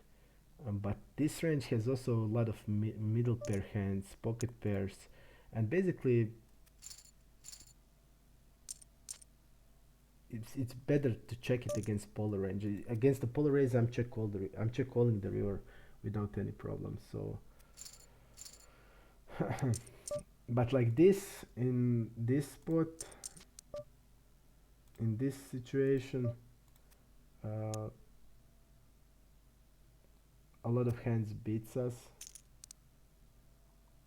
Let's see, on the turn got 10 there, 10 got there. That's not also really great.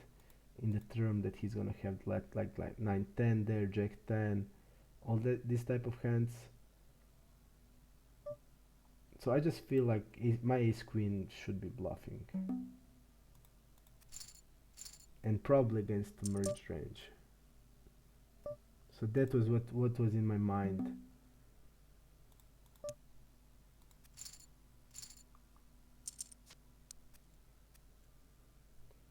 I got one table.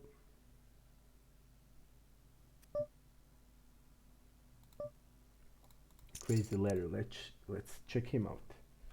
Crazy Larry, 43. Okay. 33-20, it's a fish, but passive one.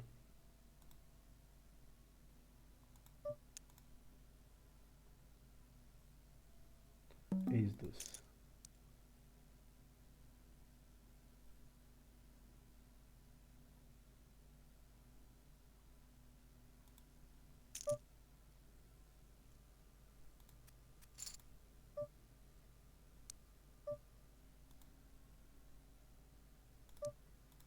Let's see what happened there. He called the 3-bet, he called a c-bet here. He didn't turn sevens into bluff, and he just checked behind it. And the guy didn't bet the river c here with ace queen. But that's like that aggression factor, frequency. They're just not gonna bluff this line. Also, if he's not value betting ace queen, I don't see how can even he bluff then, because what is his value range now? It doesn't have any sense. I think I think you can bet here defensive bet on the river without any problem with hands like queens, with hands like jacks. Then put also ace queen in that 1/3, and that's it. Protect the other hands, because then you put his sevens into tough spot. What he gonna do then with his sevens? Is he gonna turn them into bluff, or is gonna call sevens there? But when you're doing like this, you are just incentivizing him even for go to a bluff. He will just take a showdown, and you deny yourself opportunity to get a value also. Like ace queen, it's pretty high. You check the turn, he check behind. Ace queen is nuts there.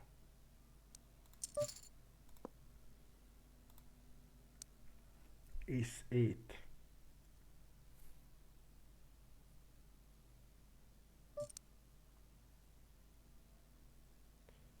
Crazy Larry is really passive guy.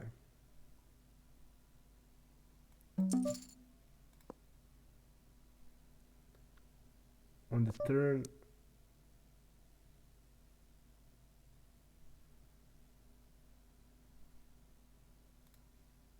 I'm betting here.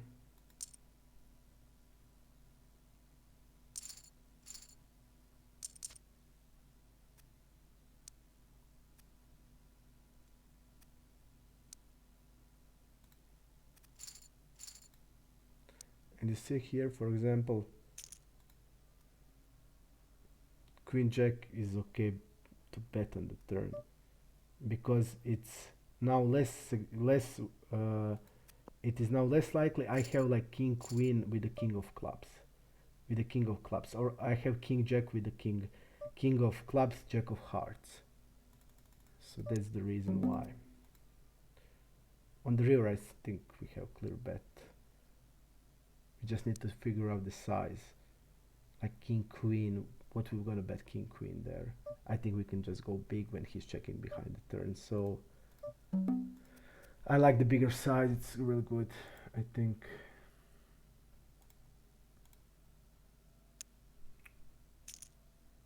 And now we got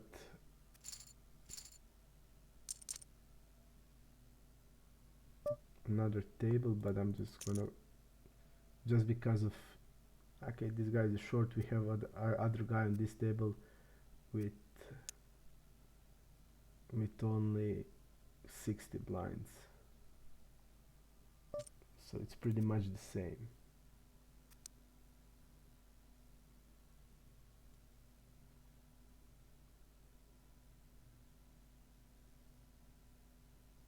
King 4 fold.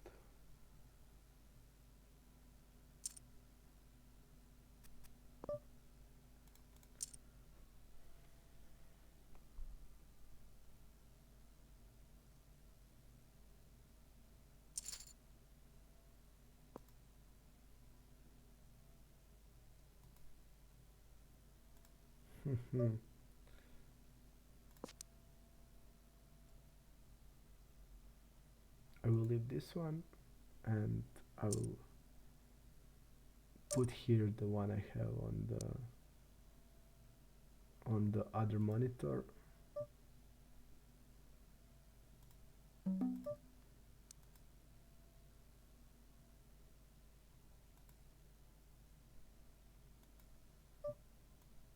Okay.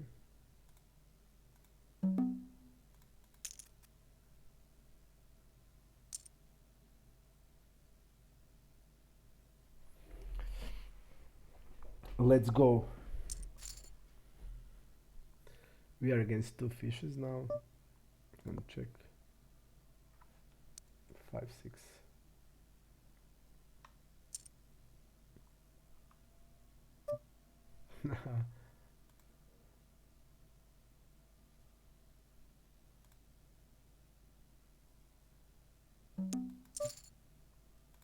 With the backdoor flush draw, and I don't know what he's repping. Like ace 9, king 9, probably.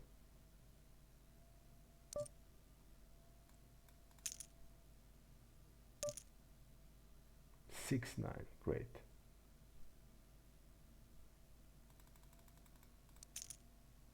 With both backdoor straight draws, and that he can like bet 6, 7 here.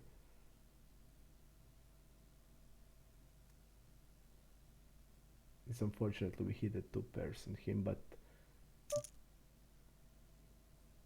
think it's always a call here, especially this combo. Let's see. Okay, this guy even 4 bets really a lot.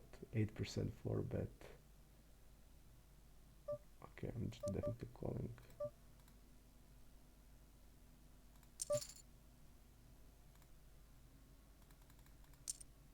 I'm gonna dunk here.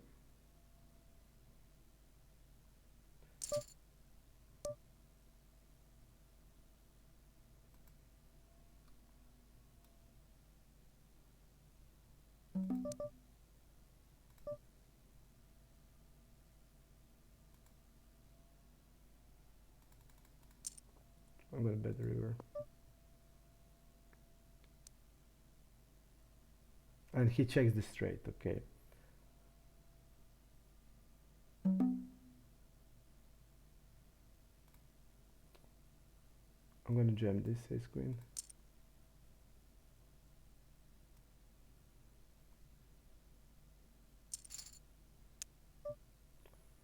You see he's 4-betting king 10, so pretty wide range. That's 4-betting, and even handed is never a 4-bet.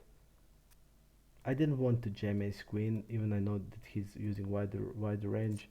I just thought if I'm going to check raise it or call it. With the queen of hearts I decided to call. I'm gonna bet 1/3 there.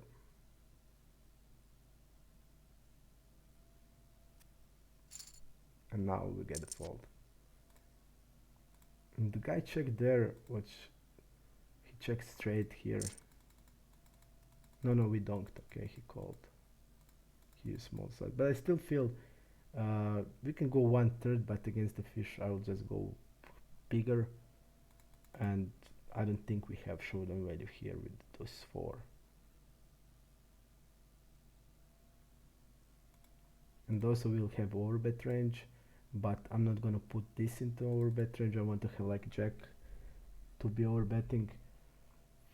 And also he's not folding 7x, so it's not even important. Here we can talk more about the ace queen hand, but I don't think there's much more to talk. With the queen of hearts, I decided to only call this board. We can also check raise it sometimes. We have here hands. We have hands like king jack suited. We have king queen here. We have some small number of 5s. But still I feel check raise is also good. 1/3. He's betting 1/3, okay. Let's see. On the turn he's checking it behind. That's probably because he's gonna see bet all his range on the flop, checking behind here. But still, when also flush here completes,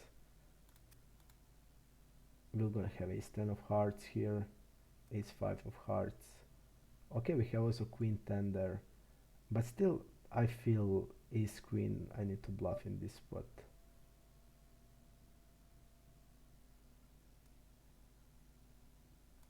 So it's okay. In this ace is not greatest.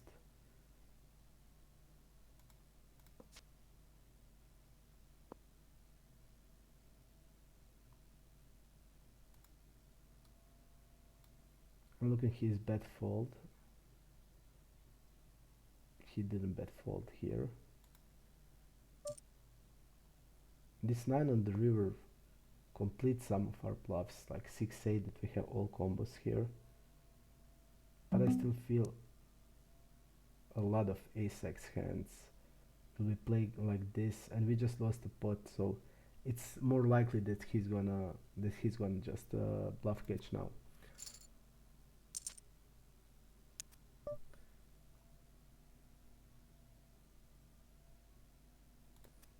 It's not a suicide. Murta says bluffing fish is suicide. I don't agree with it. I don't agree because fish has some like regs, like bad regs, like every type of player has some type of how do you say, they're all different in some of the way. They're not, you just don't know how they play river. For example, some fish will fold river, other won't fold, other will be passive, other will be aggressive, other will be calling station, other won't. So it just depends what type of fish they are, but still, I mean, if I'm having a hand that I feel is a bluff, I'm just gonna pull it off, even if the guy is not, even if I'm against the fish. Generally, I have only 35 hands. I don't know his preferences, how he plays, so nothing. I just felt okay, I bet the turn, but I just felt my hand. My hand is never winning. It's not the greatest bluff, but the deuce 4 is also not that important. I think we don't block jack, which is good. So even if I fold like hand like jack or queen x, it's good. Having a heart there, I just don't think that matters that much. So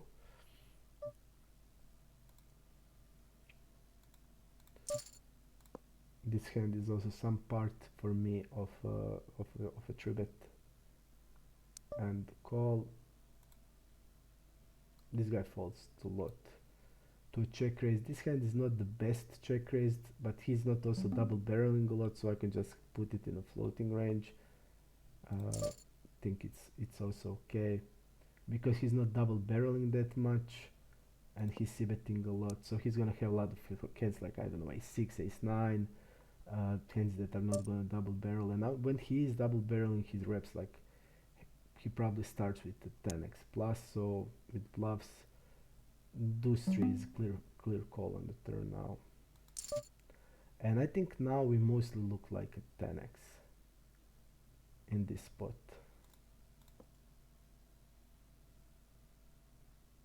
And 10x are not folding really much here.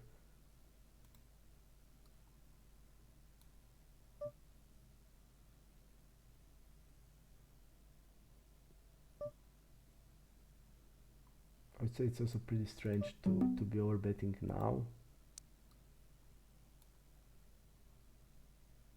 because I think he should be overbetting the turn. We see here ace-6 and miss a draw. Our hand is not blocking his bluff, so I'm just going to call it based on the HUD. Basically we are not blocking even 9 or jack, and he's repping suddenly only a trips. So I think even our hand is not the greatest, but still it's not blocking any bluffs. And if we go here, his only river bet that didn't overbet the turn, it's 2 times 7-8 here, you see, and it's 4-7. So without equity ones, 7-8 is open-ender, and he bet the turn with the normal size. So 3 out of 3 times it was a bluff, and it used the normal size on the turn, and he didn't overbet the turn. So but basically he rarely did overbet the turn, so he only has, it seems, overbet range on the river, and 3 out of 3 times it was a bluff. And in this spot we were not blocking his bluffs, and he's on repping on the river basically 8x. So I feel it's okay.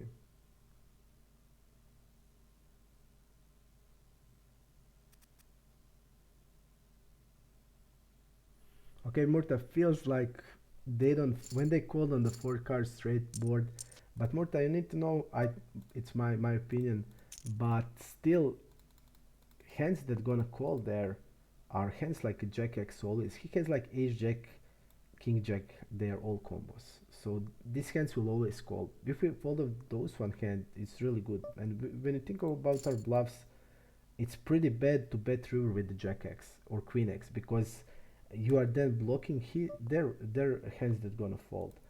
But we are here not blocking anything. I mean, we are not blocking any jack or queen. So basically I feel like deuce 4 is really okay to be bet on the river.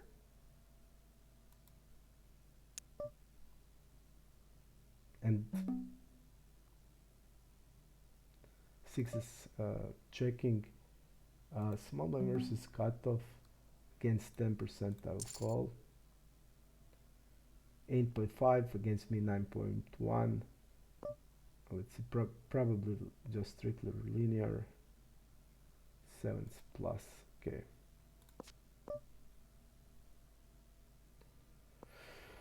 8% range here. I feel like all 8% range here should be betting this board 100%, because even 10s, kings, 9s with the bluff, I think should be betting there, and he's not doing it. So what I noticed from him, that he's, you see, his delay range is really strong and puts a lot of delays, really hands into delays. So we don't have anything where we're just gonna hold. Okay. And I wanted to get back to that hand, but still we have I think even a fish, I still think we are folding some of the hands. And I don't know the guy still. I don't know how he plays. Would he always call like 10x there?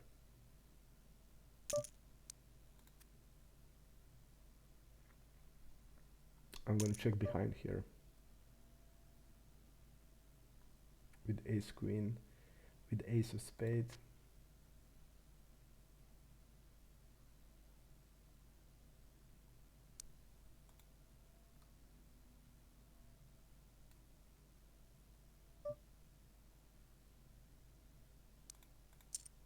I'm gonna delete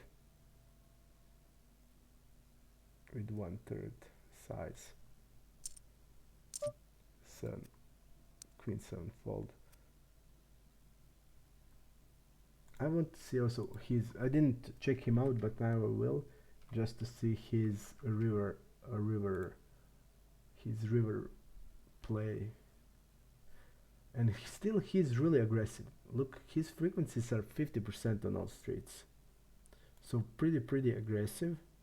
3-betting 7.5, 53.29, losing 70 BBs.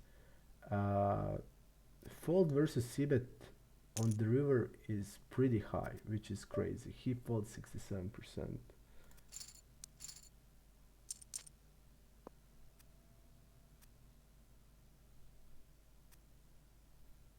It feels better now. It feels better, at least a little bit. A little bit better.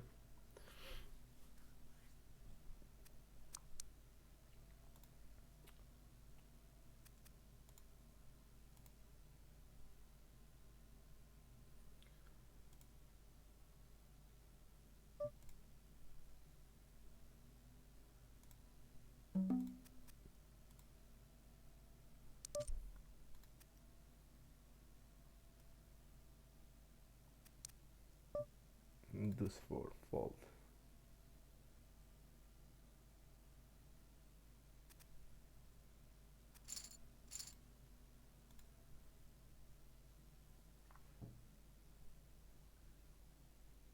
Queen 7 also.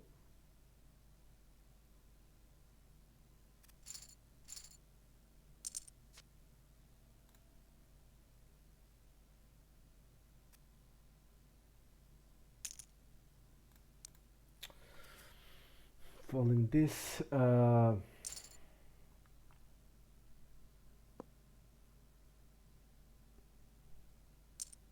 are still 2 hours now. I will play more tables after I finish the stream. I need to also play off stream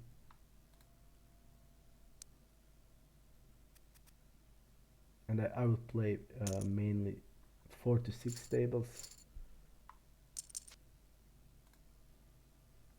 When there's discussion and stuff, it's like, okay, then 2 tables are good, but when it's like this, I feel like 4 tables is better. And as soon as there is no lot of people, then I will just play normally, my normal session. I'm still trying to get at 10 BBs. I'm hoping I will do it. And I hope I will win tournaments on stream.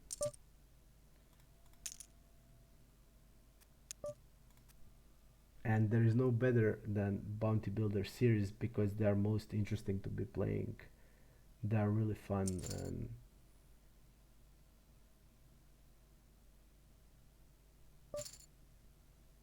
I'm having check range here in this pot. His calling range is like 2%. So his calling range here are probably all the pocket pairs because look, he 3-bet this 9s plus, so probably medium pocket pairs are his calling range because it's pretty low on 1.5k hands.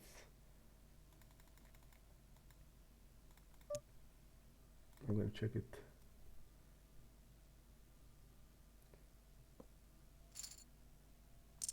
Has the jacks there.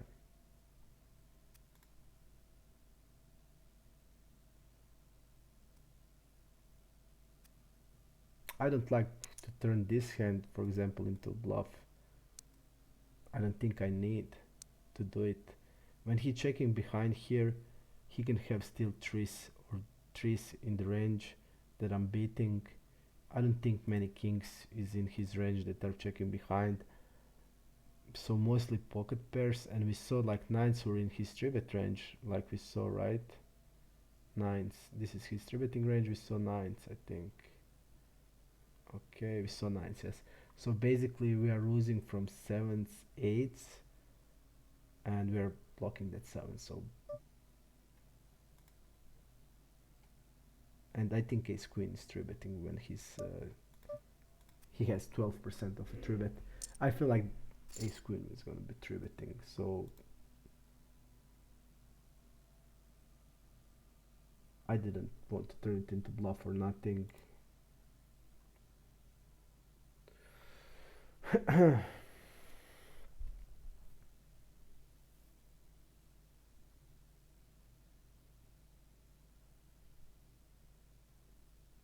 So basically, in Sunday I will stream entities, and all that like 10 days, or I will just be playing them.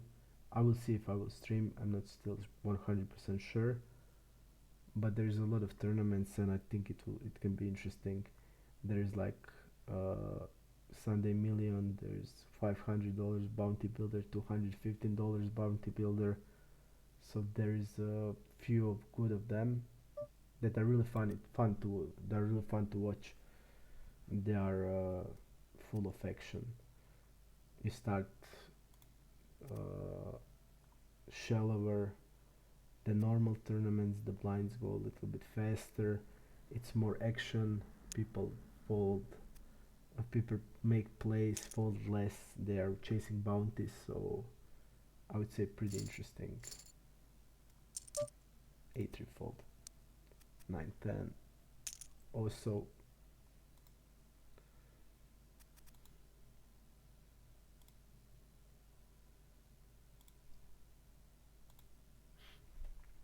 I will finish these positions, and I'll probably do it Friday, the next stream, and I will try to do it in 10 p.m.